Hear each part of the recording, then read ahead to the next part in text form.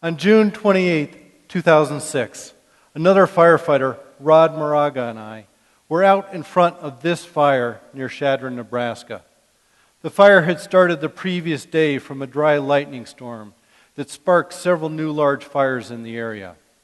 We were trying to figure out how to slow this fire down before it burned into a subdivision. The trouble was there were no options, and we made a critical mistake. We stayed looking for options for too long, and by the time we decided it was no longer safe to be in the subdivision, it had become too dangerous to leave it. So we dashed into a stranger's house, leaving the smoke and the heat behind, and expecting the fire to simply burn around us. And we were safe for about 4 minutes. Then the force of the wind and the heat of the fire melted the shade around a window. Then it shattered the glass, and suddenly we had fire inside the house with us. At that moment, I realized that I was completely unprepared for this situation. I realize that sounds kind of crazy, right? That a firefighter wouldn't be trained in what to do when trapped inside of a burning building. But here's where you and I are similar. We don't expect bad things will happen to us. We think that if we're smart, if we're safe, if we follow the rules and the guidelines, we won't need to worry about what to do in such moments. As the fire advanced, we retreated from room to room. Smoke burned our lungs and embers rained down from the rafters around us. We moved into the garage, lay down on the cement floor, pressing our lips to the concrete, trying to find cooler and clearer air. Lying there, wondering is this it? Is this how I'm going to go? Suddenly, my emotions shifted. All at once, I knew that feeling alone or angry or fearful would do me no good. I had a choice. It wasn't the fire around me that would determine the outcome. It was the fire within me. So I altered my focus. I dismissed that narrow view of the concrete and looked upwards and outwards to the possibilities. I stopped lamenting about all that had led me to this place and tried to imagine what might lead me away. And that subtle shift was all it took. I began to see the patterns and the clues that told me that the fire outside had subsided and was no longer as bad as the fire inside was becoming. So I got up from the floor, opened the door to the outside, and saw that my imagination was true. Sure, it was hot and smoky and dark out there, but that was a familiar, almost comfortable place. I knew how to survive out there. Now, as you can imagine, that experience was rather unsettling. Dying had been transformed from an abstract concept to a distinct possibility. And in the aftermath, I wanted to understand how I survived when I easily could have died. And the cool thing about what I learned is that it's universal. It's relevant and applicable to each and every one of us. I want to share with you two important statistics. First, 90% of us live in an area susceptible to natural disasters. And next, 10% of us, roughly 10% of us, instinctively know how to act appropriately in a life or limb-threatening emergency. Think about that. 9 in 10 of us live in an area where we're at risk from wildfires, hurricanes, tornadoes, earthquakes, floods. But only 1 in 10 of us will know what to do without additional training, coaching, or guidance. Now, the emphasis from government agencies says that what we need to really do to prepare is have our disaster survival kit. You know, water, food, batteries, flashlight, duct tape. You've all seen the public service announcements, right? And of course, everybody here has their kit prepared, right? Well, it turns out you're not alone. In fact, the majority of us don't have a disaster kit prepared. And why is that? It's because, like finding myself trapped inside of a burning building, most of us have a hard time imagining the worst will happen. Professor Karen Cerullo conducted a study in which she asked participants 2 questions. First, what's the best thing that could happen to you? And second, what's the worst thing that can happen to you? In answering what's the best, people were very specific and detailed. Win the $300 million lottery jackpot. Write a best-selling mystery novel. Find true love. But in answering the worst, however, people had to think about it a bit longer. Dying, lose my job, or simply failure. In other words, while we have a clear notion of best, our vision of the worst is much less well defined. And this is what neuroscientist Tali Sharot refers to as the optimism bias. Now, the optimism coin has 2 sides to it. One, the belief that something wonderful can happen. And on the other, the belief that something terrible won't happen. One side motivates us forward, while the other side blinds us to situations that we may be faced with. And that this optimism is a blinder that gets us into trouble. And here's why. In studying firefighter stories, near-miss reports, and fatality investigations for my book, I've discovered there's one key common denominator: surprise. Like me, people were suddenly and deeply overwhelmed by the surprise.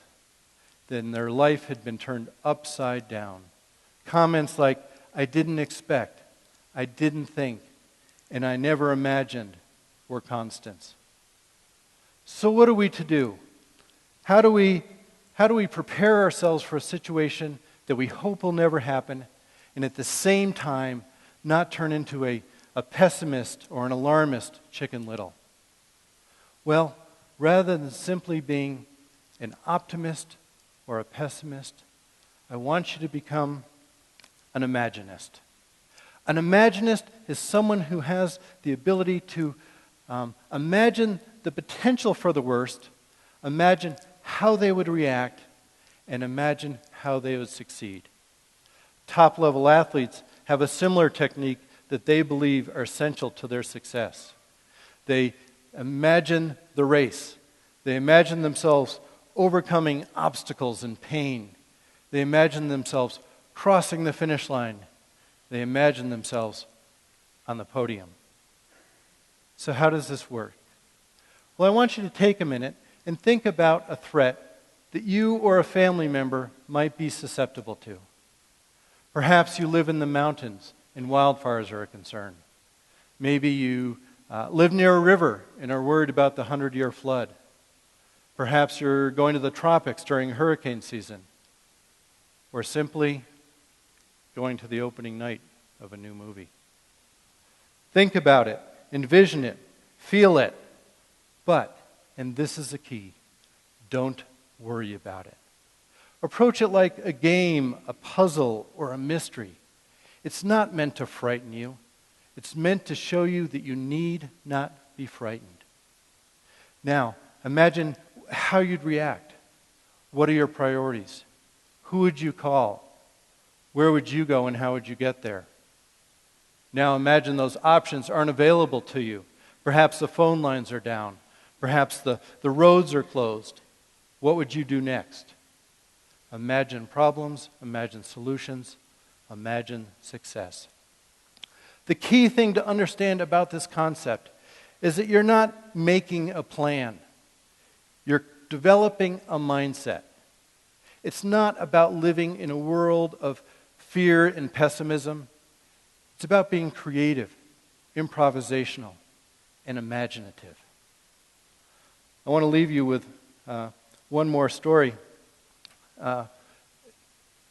Just over 2 years ago, it was the Sunday of Labor Day weekend, and I began to feel very anxious about the local fire conditions. I canceled the rest of the plans with the family for the holiday weekend, put on my Wildland fire gear, and waited. But but I kept those concerns to myself. Monday morning I woke up and strong gusty winds were blowing, and I had a very bad feeling. So much so that when my pager went off at 10 a.m. advising me of a small wildland fire in 4 Mile Canyon, I kissed my wife goodbye. I said, "I'll see you in 4 days." We all knew the potential of a bad fire in that area, but few could imagine what it would mean to burn 6,000 acres and lose 169 homes in 12 hours. And for those who'd never personally experienced a fire growing exponentially and asymmetrically, it was a surprise. It was unimaginable. Now, fast forward 2 years. I was just returning to the area from managing a fire for 2 weeks in the southern portion of the state. As I drove into town, I was immediately concerned. Things had dried out so much while I was away. The fire potential was electric.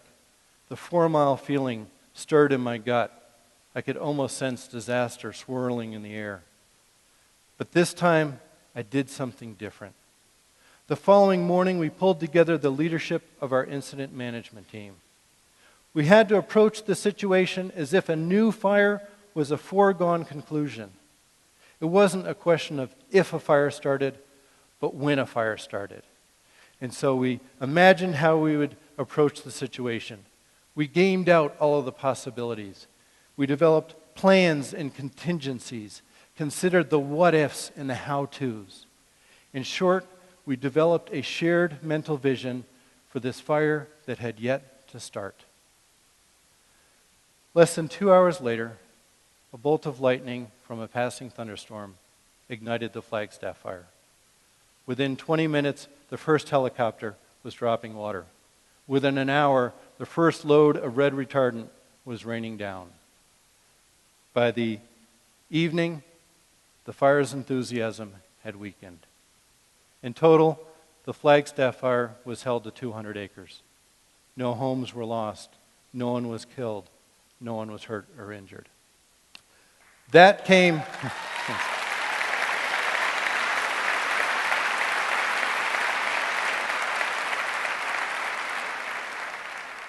That came about by a lot of hard work, by a lot of exceptionally and dedicated people. But in contrast to the 4 Mile fire, the Flagstaff fire did not surprise us. It was ignited in our imaginations hours before lightning struck. I want to leave you with this. Odds are many of us will confront an unimaginable situation. We may then be pushed to the edges of our experience.